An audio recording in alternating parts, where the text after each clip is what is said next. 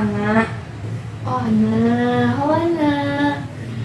Eh, Tadi kesini pakai apa? Kebetulan bawa motor. Bawa motor. Ke sini mau ngapain? Ya, sebenarnya kesini saya pengen cerita aja sih, biar perasaan saya lega gitu kan. Saya kan punya masalah, jadi saya pengen cerita gitu, biar lega aja. Gitu. Berarti mau konseling ya? Ya, Oke. Sebelumnya saya perkenalkan dulu ya. Nama saya Aulia. Di sini saya sebagai konselor yang akan berada di konseling ini. Ya, oke. Hari-hari kesibukannya apa aja nih? sekarang sih kesibukannya cuma kuliah, habis itu pulang ke rumah, cukup kuliah sih. Gitu. Oke. Kuliah di mana? Kebetulan di UIN, di UIN. Banten. Oke, di UIN ya. Sekarang semester berapa? Udah cukup akhir sih. Mahasiswa akhir ya. Berarti kesini mau konseling bersama saya. Iya. Sebelumnya udah pernah konseling belum? Pernah ikutin konseling nggak? Belum pernah. Oh gitu. Berarti pertama kali ya. Iya. Terus tahu saya dari mana? Kalau dari teman saya sih. Oh gitu, dari temennya. Oke, berarti kesini secara ini ya, dengan kemauan sendiri ya. Iya. Oke. Jadi sebelumnya karena Anda belum pernah melakukan konseling, jadi di sini saya akan menjelaskan ya apa itu konseling gitu. Nah, konseling atau sekarang itu bisa disebut kita sedang melakukan konseling individual, yang akan melakukan konseling individual. Jadi konseling individual itu di mana salah satu layanan konseling yang dilakukan oleh seorang konselor dan konseli secara tatap muka gitu. Dan tujuannya itu adalah saya bertujuan untuk membantu konseli, yaitu anak, untuk mengentaskan permasalahan yang sedang anak hadapi sekarang gitu. Nah, di dalam konseling pun anak nanti nggak usah khawatir gitu kalau misalkan takut nanti pada saat konseling atau setelah konseling cerita anak atau data anak tersebar gitu ke orang-orang bersangkutan atau ke orang-orang yang lain gitu, karena di dalam konseling ini kita terdapat asas kerahasiaan, yaitu dimana kita tidak boleh atau saya tidak boleh menyebarluaskan informasi yang telah saya dapat dalam proses konseling ini. Dan saya pun juga berharap Ana secara sukarela untuk melakukan konseling ini tanpa adanya paksaan sedikit pun. Saya juga berharap Ana mau terbuka gitu tentang masalahnya, tidak ada yang ditutup-tutupi, agar saya bisa membantu Ana untuk mengentaskan permasalahan Ana gitu. Apakah sudah jelas? Ya, tapi beneran gak bakalan diceritain ke siapa kan? Enggak, karena sudah Ana harus Ana bisa percaya kepada saya, karena saya adalah seorang konselor yang telah melakukan sumpah atau janji konselor, di mana kita tidak boleh menyebarluaskan data ataupun informasi yang telah diberikan klien kepada kami gitu.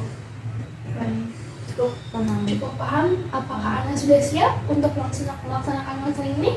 Siap. Oke, baik. Nah, sebelum melaksanakan konseling, lebih baiknya kita berdoa ya gitu, agar proses konseling ini berjalan dengan lancar ya. Ada kita berdua ya. Amin. Oke, bisa diceritakan permasalahan apa yang membuat Anda datang kemari? Sebenarnya sih ini tuh bikin saya mengganjal ya. Ceritanya tuh kan udah agak cukup lama, tapi ada satu hal yang membuat saya keinget lagi gitu.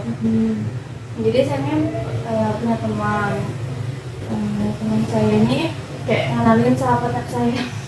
Oh iya. Terus kan saya mulai dekat tuh sama sahabat teman saya ini. Terus lama kelamaan saya tuh jadian sama dia. Terus di situ jadian lah selama beberapa bulan. Saya ini punya konflik sama yang temennya sahabat saya ini yang jadi pacar saya. Saya ini kan punya konflik tuh. Saya kan cerita dong ke teman saya kalau saya punya problem sama dia ya, sekedar cerita aja gitu, kayak meluapkan kesalahan saya ke dia gitu dengan cerita. Ternyata pacar saya ini cerita juga ke dia. Jadi teman saya ini malah kayak nyalain saya gitu loh dalam permasalahan antara saya dan pacar saya. Saya kan jadi bingung ya, kok malah nyalain saya gitu kan. Kok bisa-bisanya dia juga ikut campur sama hubungan saya gitu. Gitu. Lalu apa lagi? Sebenarnya awalnya tuh kan, awal permasalahan saya sama pacar saya ini kayak kita nih kayak sibuk sama kesibukan masing-masing gitu kan. Terus jadi kayak kurang komunikasi nih, jadinya banyak salah pahaman. Terus saya kan sebel lah ya kayak gitu. Udah saya cerita ke teman saya ini, ya gini. Terus pacar saya ini cerita juga tuh ke sahabatnya, ke teman saya ini gitu. Dia kan pasti cerita yang versinya ya. Iya. Saya juga nggak tahu tuh cerita dia kayak gimana. Terus lama kelamaan kok teman saya ini kok malah nyalain saya. Katanya saya kayak gini lah, egois lah apa kayak gitu. Saya kan bingung ya, kok dia tiba-tiba nyalain saya. Terus juga bingung pacar saya ini cerita apa gitu sampai dia bisa nyalain saya gitu.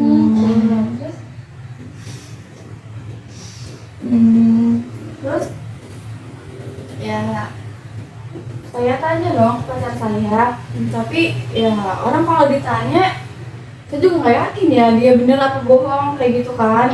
Bilang saya kayak gimana ya, itu sih yang bikin saya sebel, kayak kok bisa gitu dia tiba-tiba nyalain saya, padahal saya juga cerita ke dia gitu. Apa dia nggak melihat dari sisi saya gitu, apa cuma dari sisi sahabatnya doang gitu. Gitu. Berarti ini tuh kalau masalahnya antara kamu dengan temanmu ya? Bisa dibilang kayak gitu. Permasalahannya yang parahnya saya sama teman saya, karena kan saya pikir kok dia bisa-bisanya gitu ikut campur dalam permasalahan antara saya sama pacar saya. Iya, saya tahu dia tuh pacarnya, saya tahu dia tuh sahabatnya pacar saya, tapi kan bukan berarti dia berhak campur dalam hubungan saya sama dia. Ya walaupun dia sih yang kenalin, tapi kan tetap aja ya orang luar mah nggak berhak campur gitu kan. Dari situ ya saya juga udah kayak udah kayak nggak cerita tentang permasalahan saya lagi ke teman saya ini, karena saya tahu kan nanti kalau saya cerita dia malah membela sahabatnya ini, pacar saya ini, bukannya malah kayak jadi penengah, tapi dia malah jadi kayak kompor gitu loh, jadi yang kayak sumbernya gitu. Udah kayak gitu.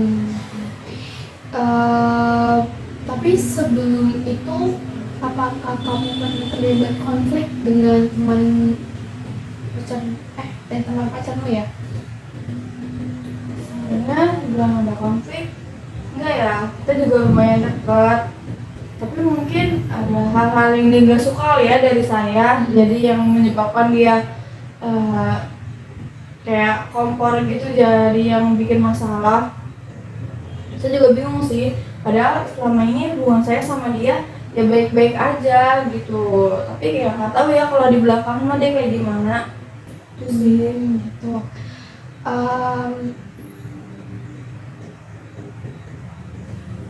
Oke, jadi eh, tapi apa setelah itu apa kamu pernah apa berkomunikasi lagi atau berbicara lagi dengan pacarmu? Ya, jadi kan kita juga ngomong, ya udah, saya kan jadi ngomongin ya sama pacar saya nih, masa ada orang ketiga nih yang ikut campur gitu dalam permasalahan kita. Ya udah, kita komunikasi baiknya kayak gimana. Eh, saya kan ya bukan, walaupun temen ya nggak terlalu deket banget lah, jadi kan saya bukan bisa lah kayak pergi pelan-pelan gitu kan. Tapi kan kalau pacar saya ini kan sahabatnya dia, jadi kan kalau dia pergi atau kayak menghindar tuh pasti kelihatan banget kan. Terus saya juga nggak mau dong dibilang jadi kayak penyebabnya pacar saya ini menghindarin sahabatnya ini. Jadi kayak saya juga bingung sih mau kayak gimana, soalnya kan mau nggak mau si teman saya ini pasti kan tahu nanti permasalahan saya setiap saya ada masalah sama pacar saya kayak gitu kan. Jadi kayak lama-kelamaan jadi bingung sendiri, nanti saya dikira saya yang menghasut pacar saya buat menghindarin sahabatnya ini gitu kan. Daripada kayak gitu mendingan ya udah saya putus aja gitu. Jadi setelah itu akhirnya kamu putus dengan pacarmu? Iya.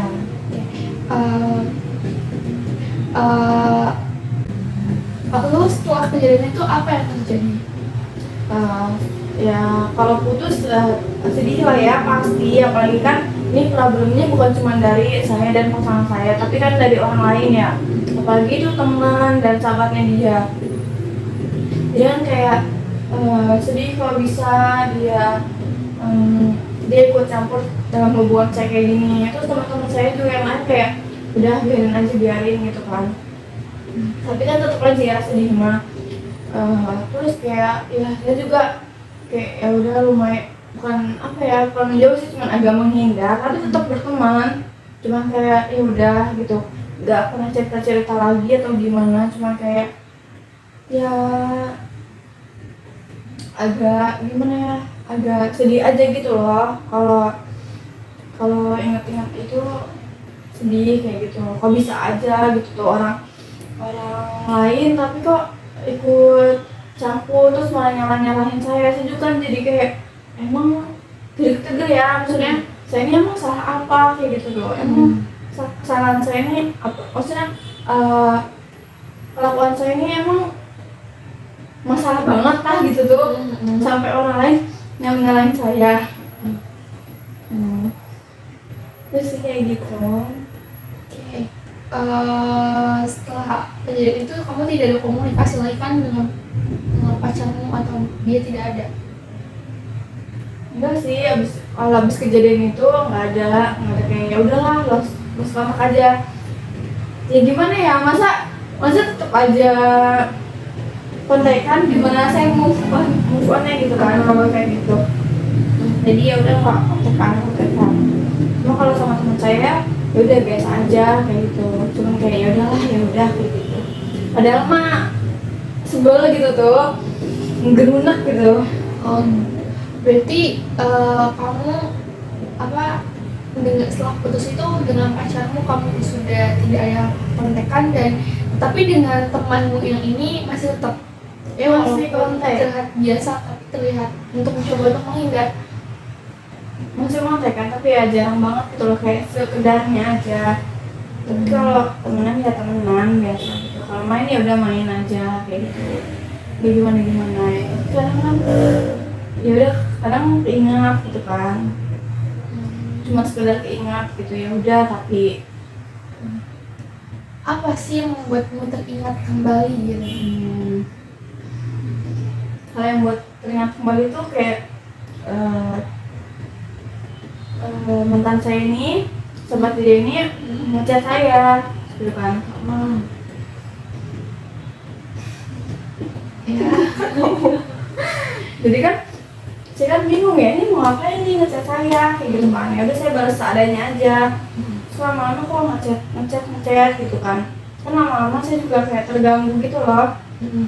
Saya juga nggak mau lah ya kejadian lama terulang lagi gitu kan. Saya nggak mau. Ya udah saya bilang nih teman saya ini yang waktu itu, kok dia nih ngapain ngechatin saya gitu, tolong sih bilangin gitu. Terus habis dari situ ya iya sih udah nggak ngechat lagi, tapi kan jadi keinget gitu ya, saya keinget apalagi waktu pas mau putusnya itu saya tuh abis ada kegiatan yang kayak nggak bisa megang HP tuh selama 3 hari. Jadi abis kegiatan itu tiba-tiba besoknya kayak berubah gitu kan, terus kayak ya udahlah kayaknya mana ini putus aja gitu kan, sampai ya udah putus. Jadi kayak mendadak banget gitu loh, kayak pas sebelum 3 hari ini biasa aja, tapi habis 3 hari ini kayak langsung berubah, bener-bener berubah, yang buat kayak ya udahlah putus aja kayak gitu. Jadi kayak apa ya, ke trigger gitu loh, kayak keinget lagi gitu. Kali kan gimana ya, 3 hari lo capek lo baru pulang, terus kayak orang yang lo harapin bikin lo semangat gitu kan, habis capek kok tiba-tiba berubah, aneh banget gitu kan. Terus itu aneh banget, dan itu sih yang buat keinget itu. Paling pas dia ngechat kayak sedih, ngapain kayak gitu. Gitu. Jadi yang membuat kamu trigger lagi ketika dia ngechat kamu lagi. Oke. Pada saat dia ngechat kamu, apa yang kamu lakukan ketika trigger itu datang? Kayak aneh sih, kayak coba ngebales dia tapi ya cuma seadanya aja gitu kan. Terus kayak ya ngeyakinin diri sendiri, ya udah nggak apa-apa itu biar nggak kejadian lagi. Saya bilang ke teman saya ini kan, yang tadi saya bilang, biar nggak kejadian lagi, saya bilang nih ngapain nih ngechat saya lagi kayak gitu kan. Terus syukurnya dia habis itu nggak ngechat gitu. Itu sih. Berarti usaha kamu untuk tidak memunculkan trigger itu lagi berhasil atau Ya cukup berhasil sih. Tapi kan itu kan momen putusnya itu pas saya habis melakukan kegiatan, yang pas kegiatan itu emang capek tapi seru gitu loh. Jadi kalau keinget kegiatan itu otomatis kayak ini kan apa namanya, tiba-tiba keinget juga kan, kayak gitu sih. Tapi ya udah sih ikhlas, tapi ya ada aja gitu loh perasaan kayak apaan sih kok aneh banget gitu lah.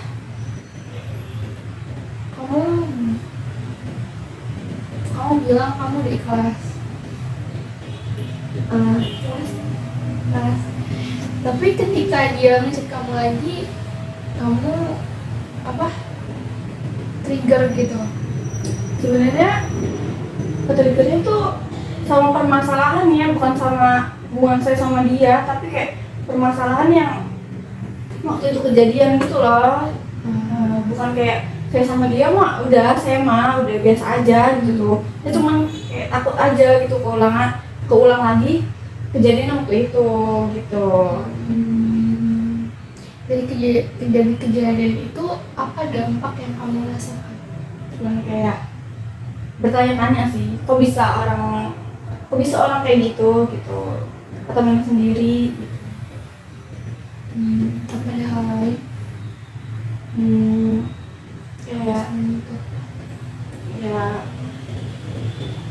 ini sih membatasi pertemanan dia, cuma sekedarnya aja gitu tuh sekarang mah. Terus kayak orang nih kayak kalau ada orang yang mau kenalin tuh kayak udahlah mending gak usah gitu. soalnya kan nantinya hubungannya jadi bertiga kan kayak waktu itu, takutnya kayak gitu. Jadi mendingan kalau ketemu sama orang ya udah berdua aja, bukan dari orang lain gitu. Oke. Jadi ada beberapa dampak yang kamu rasakan. Oke, jadi kalau sekarang nih keadaan kamu sekarang tuh gimana? Keadaan diri saya ya cukup baik sih, cukup baik ya.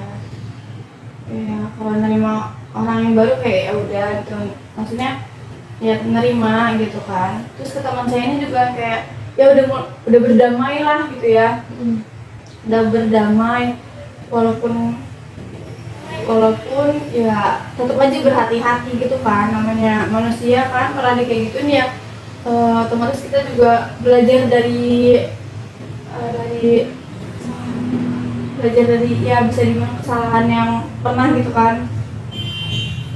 Ya gitu sih, ya udah, jadi saya sekarang kayak ya udah gitu, baik-baik aja gitu. Terus juga nggak terlalu mikirin masa lalu itu, cuman kayak meyakini diri sendiri kalau saya ini ya nggak apa-apa, meyakini diri saya sendiri tuh nggak apa-apa. Terus saya juga nggak pantas untuk disalah-salahin sama orang kayak gitu sih. Berarti sekarang kamu sudah mulai bisa menerima itu semua ya. Jadi kamu sudah bisa mulai menerima dan sudah cukup legowo gitu. Oke, terus berarti kesimpulan yang dapat kamu ambil dari masalahmu itu? Kalau dari masalah itu ya saya bisa lebih kayak cuma sekedarnya aja gitu kan. Kalau sama teman gitu ceritanya sekedarnya aja, nggak gimana. Terus kayak juga kalau cerita ya bukan tentang orang lain tapi tentang diri saya aja gitu kan. Soalnya kalau tentang orang lain kan takut dia jadi kayak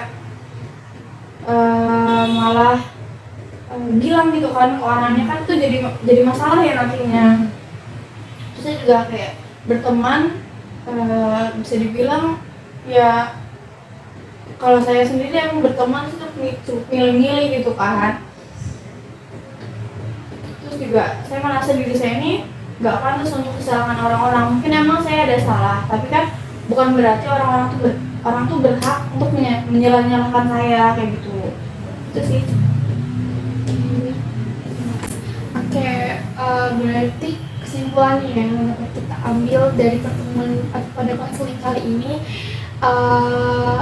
Ana sudah mau menerima masa lalu dan sudah mau memaafkan, ya bisa dibilang memaafkan mereka gitu, dan sudah mulai bisa menjalani hari-hari dengan baik ya, walaupun ada masa-masa sulitnya gitu kan, walaupun kadang ke-trigger, tapi Ana bisa dapat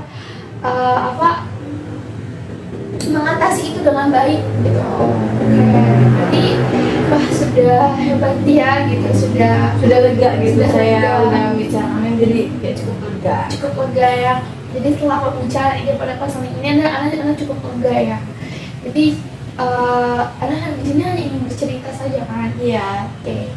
Nah, berarti pada pertemuan kali ini saya pun berharap semoga Ana kedepannya dapat menjalani hidup yang lebih baik lagi dan bertemu dengan orang-orang yang baik, dan selalu jaga diri dan kesehatan pun juga gitu ya. Jadi mungkin sekarang kita cukupkan saja ya pertemuannya gitu, karena Ana pun juga sudah lega dan sudah selesai juga masalahnya ya. Berarti tidak ada pertemuan berikutnya, jadi Ana bisa pulang dengan senyum. Oke, baik, untuk menutup acara konseling pada hari ini kita ucapkan alhamdulillah, amin. Dan sedikit kita kata untuk Ana, semoga Ana tetap semangat dan tetap happy dan bahagia. Oke, terima kasih. Mohon maaf ya bila kekurangan. Assalamualaikum warahmatullahi wabarakatuh. Bye bye bye, bye bye bye. I only had love for you. I only had love for for you 외치던 내 뱉어도